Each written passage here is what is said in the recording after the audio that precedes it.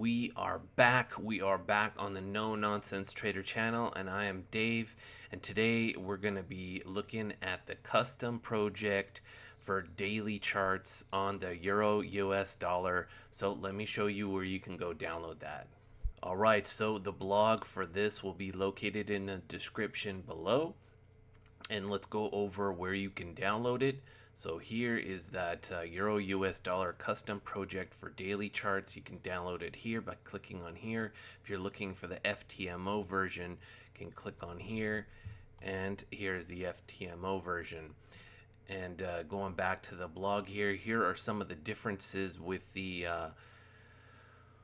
custom project compared to the Hour 4 project, so you can read over it and see the differences.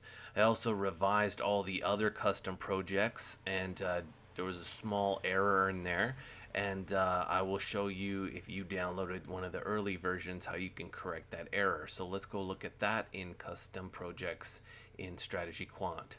So we're in StrategyQuant X, and I'm going to show you where that error is. That's only on the FTMO ones. It is on this part slippage, and so for the Hour 1 and Hour 4, there is a slippage problem. This was set to 0. This is because when I changed the data from IC markets, which is fine, all the IC markets ones are fine, it defaults back into 0 slippage, so you just have to add 5.